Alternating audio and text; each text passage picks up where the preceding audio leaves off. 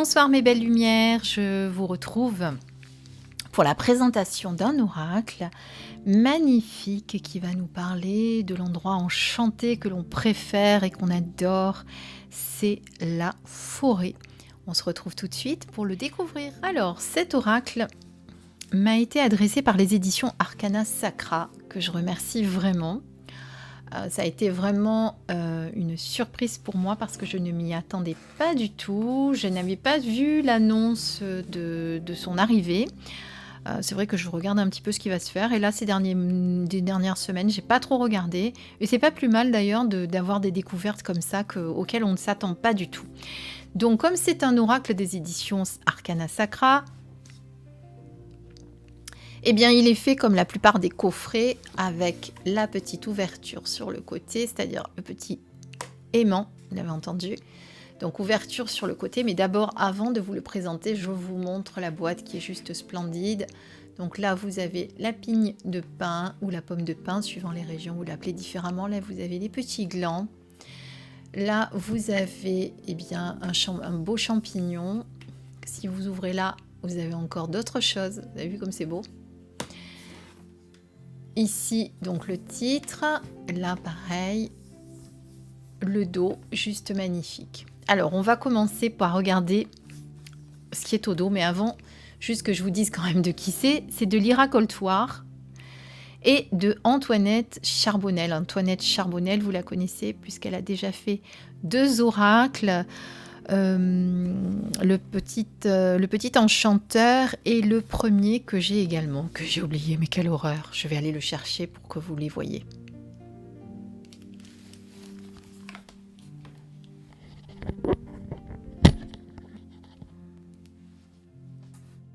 C'était l'oracle Lumière qui est ici. Si vous ne le connaissez pas, eh bien je vous invite à vous le procurer parce qu'il est très très beau. Regardez. Bon, les cartes sont à l'envers, Christine. Enfin, pas toutes, mais si je vous montre des cartes à l'envers. Comme il est beau cet éléphant. Donc voilà, ça c'est le Lumière. Ensuite, vous avez le petit enchanteur, qui lui est totalement différent puisqu'il est tout noir et blanc. Voilà. Donc vous l'avez ici. Voyez. Pareil. Voilà, tout ça c'est des créations d'Antoinette Charbonnel. Alors moi j'avais en plus mis une petite tranche noire que j'avais rajoutée. Bon, j'avais fait une petite bêtise parce que j'avais oublié de bien les faire sécher. Il y a quelques cartes qui s'étaient un petit peu collées, qui avaient un petit peu arraché la couleur de l'autre côté, mais j'avais été obligée d'un petit peu réparer, mais ça va. Mais pour les prochaines fois, si jamais vous faites ce genre d'opération, que vous faites vos tranches, faites attention qu'elles sèchent bien avant de les rassembler, parce que ça, c'est le piège assuré. Voilà. Alors, et Lyra Coltoir, eh bien, elle a fait avec Gulliver l'aventurière l'oracle des runes, pour ceux qui l'ont. Alors, je ne l'ai plus. Moi, je l'avais, mais je m'en suis séparée. Donc je ne l'ai plus, je ne peux pas vous le montrer. Voilà, mais c'est pas grave, puisque aujourd'hui, celui qui nous concerne, c'est celui-ci. Donc je ne sais plus si je vous l'ai déjà dit, oui, aux éditions Arcana Sacra, donc je remercie Arcana Sacra pour cet envoi. Généralement, c'est Églantine qui fait les envois maintenant chez Arcana. Donc, entrer dans la magie. Dans la magie.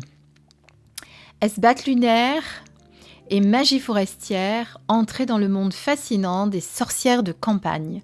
Née de l'alliance de la plume de Lyra Coltoir, je crois qu'on dit, si je ne me trompe pas, tambouilleuse compulsive et sorcière pure souche, et du pinceau d'Antoinette Charbonnel, la fée lumière, cet écrin poétique regorge de nombreux savoirs méconnus du grand public, plongé au cœur de la forêt, entre ombre et lumière, à la découverte de votre âme de sorcière. Cet oracle divinatoire, véritable herbier magique, n'attend que vous pour agrémenter votre pratique. Votre initiation commence ici. Ce coffret contient 35 cartes avec une boîte cloche, dans une boîte cloche, ainsi qu'un livre explicatif aux couleurs de 188 pages. Donc voilà, par contre c'est un petit sticker qui a été rajouté sur la boîte, c'est normal, parce qu'il y avait une petite faute d'impression, et donc Arcana Sacra évidemment ont voulu rectifier ceci, ce qui est normal. Donc un coffret au prix de 32 €, mais tous les gros coffrets comme ça sont au même prix, et voilà. Allez, on le découvre, donc on ouvre la petite cloche. Donc là, vous avez un magnifique champignon. Alors, je ne saurais pas vous dire lequel parce que je ne suis pas une spécialiste des champignons, même si je les trouve très beaux. Je ne les connais pas du tout. D'ailleurs, je ne m'aventure pas du tout à aller les cueillir parce que je risquerais de me tromper et de prendre des mortels même.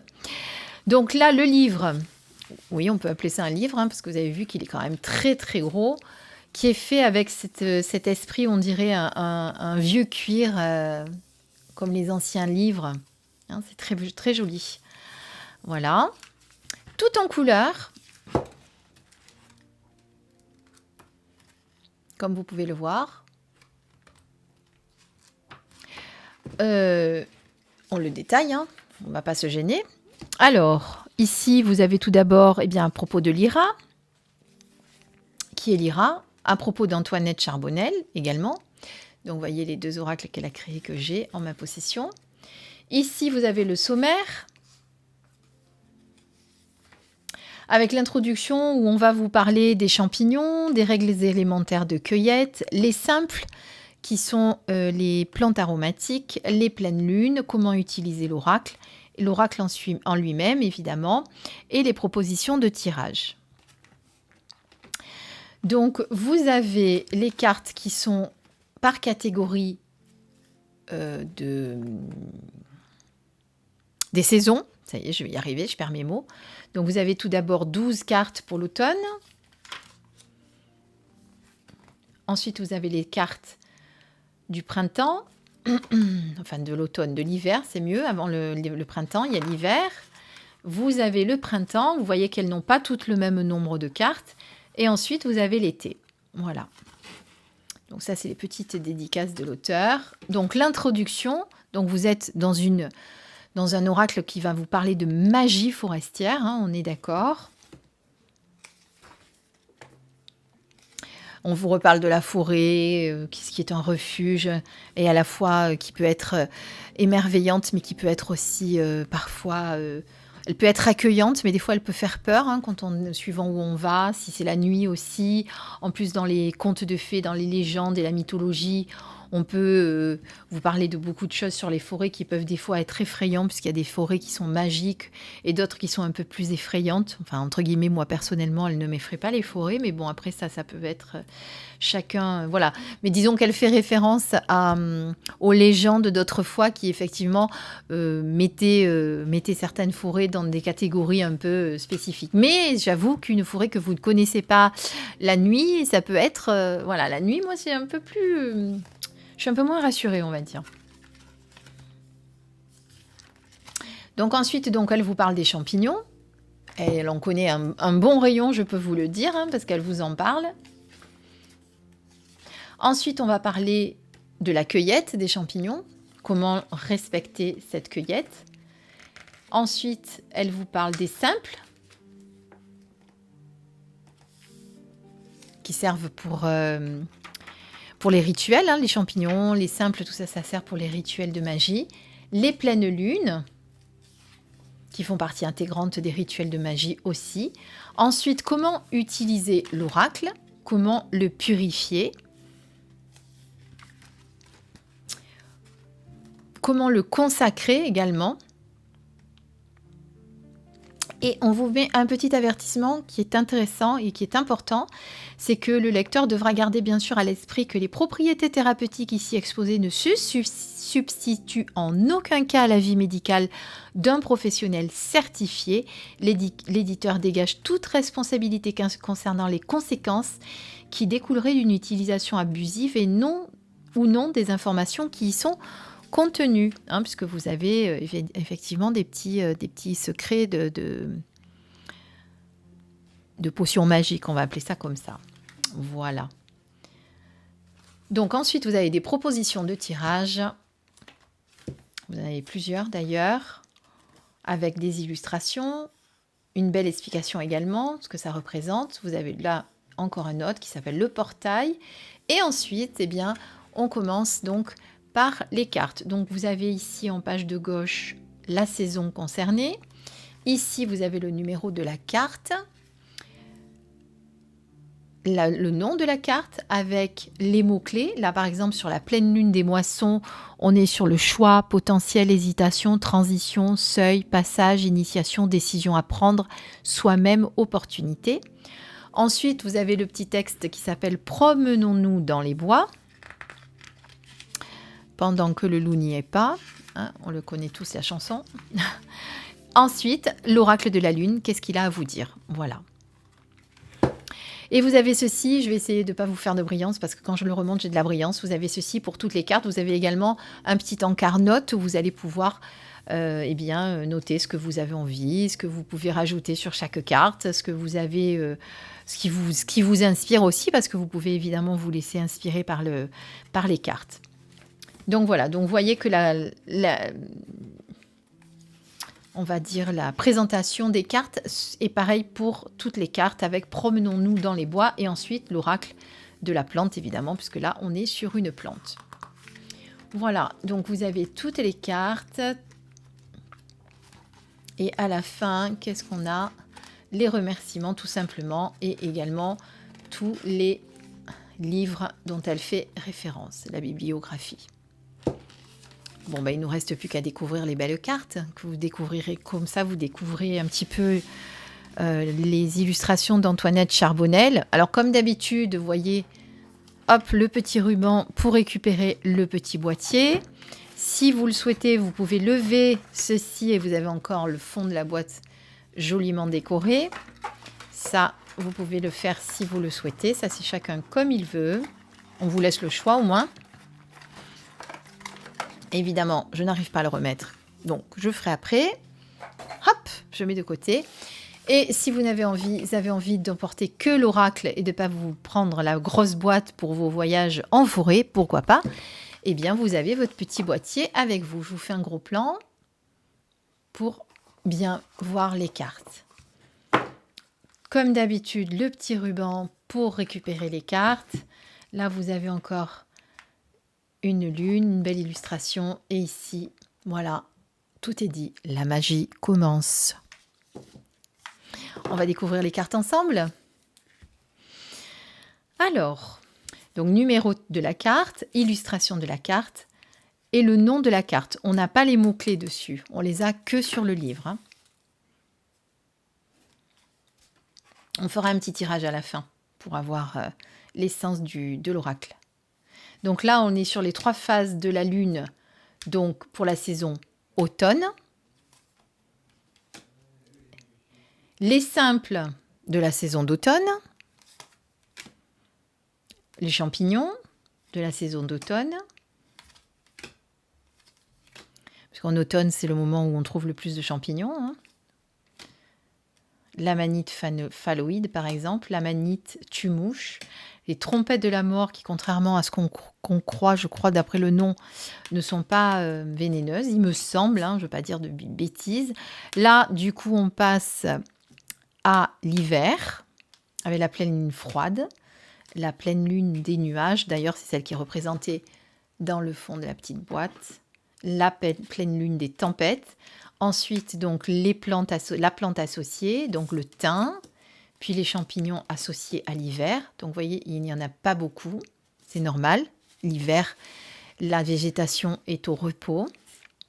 Ensuite, vous avez le printemps qui arrive avec la pleine lune de la corneille, la pleine lune des roses, la pleine lune des fleurs, puis la menthe, le coprin chevelu, les morilles ou la morille. Ici, nous passons à l'été, la saison qu'on aime tous. Pleine lune des fraises, pleine lune des prés, pleine lune des herbes, et puis les simples et les champignons qui y sont associés. Donc là, on a le basilic.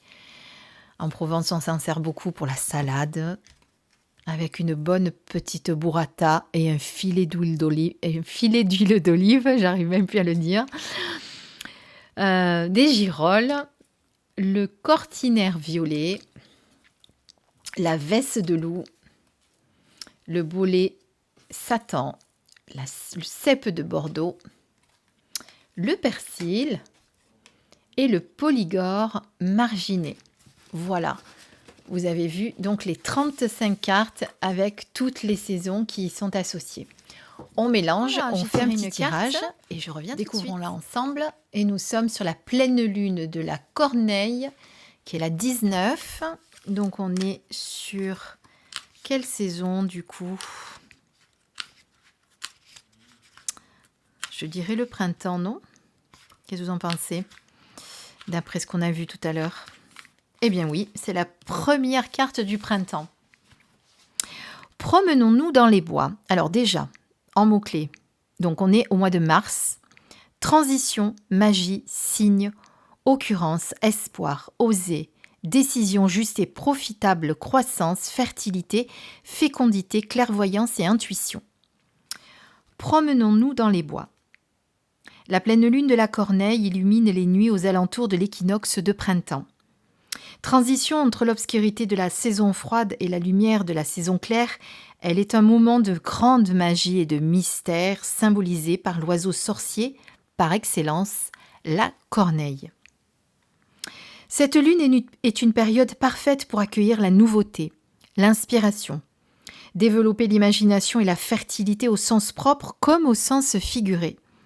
Les rituels les plus propices à cette période concernent donc le changement, les transitions, la croissance, la fécondité et l'intuition. C'est aussi un très bon moment pour la divination, étant donné qu'on se tourne résolument vers l'avenir. Privilégiez à cette occasion les méthodes primitives instinctives comme les feuilles de thé, l'ovomancie avec des œufs, les oracles d'os et de pierre. Cette lune est un moment d'ouverture sur l'extérieur, la nature et la renaissance, mais aussi les autres, l'inexploré et les mystères. Elle aide à se bousculer un peu et à prendre des risques pour avancer et croître en laissant son potentiel se développer comme il se doit.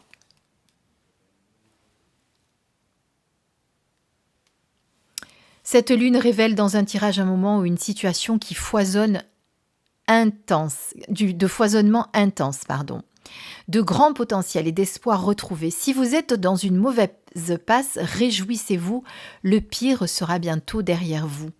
Ce qui ne signifie pas rester inactif, bien au contraire. Cette carte vous pousse à entreprendre, à avancer, à essayer, à oser. Elle vous montre que vous avez devant vous un potentiel plus étendu que vous ne le pensiez. À vous de saisir cette opportunité. Ne la laissez pas filer. Une telle aubaine ne se représentera peut-être pas. Faites-vous confiance, lancez-vous, les signes convergent tous dans la même direction et votre intuition chuchote si fort à votre oreille qu'elle en hurle presque. Ne la laissez pas s'égosiller en vain, écoutez-la.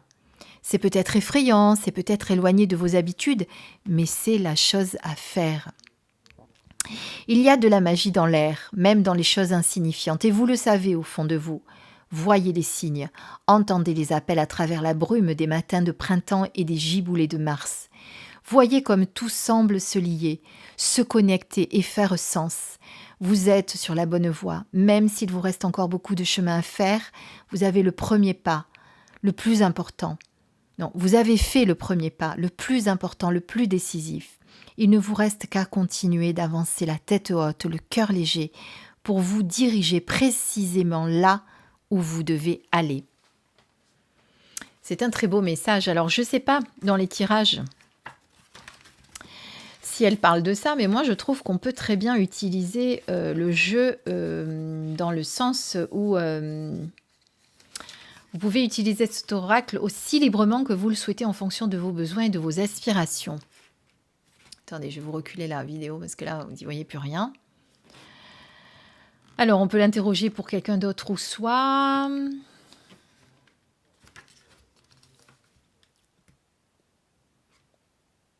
Alors, on peut tirer une carte pour un conseil. On peut tirer le présent, le passé, le présent, le futur. Après, on peut séparer les trois catégories. etc. Mais moi, je pense qu'on pourrait aussi travailler en se disant, voilà, comme on est, je sais pas moi, par exemple, bon là, on va être bientôt au début de l'été, et bien peut-être travailler sur la lunaison du début de l'été, en fonction de la période à laquelle on se trouve, travailler avec la carte qui va y correspondre. Vous voyez, ça peut être autre chose, une autre manière de tirer les cartes avec ce jeu.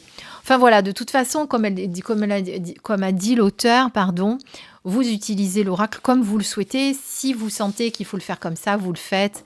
Si vous avez envie de méditer, de faire un travail de méditation, si vous avez envie de le prendre pour aller en forêt, eh bien pourquoi pas. Il peut y avoir pour moi de multi-usages avec cet oracle. Voilà, en tout cas, il est très très beau, j'aime beaucoup. Moi, je suis très liée à la forêt, donc ça tombe très bien.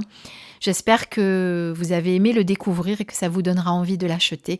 En attendant, eh bien, je vous dis à bientôt pour une prochaine vidéo. Prenez soin de vous, je vous embrasse très très fort. Bisous.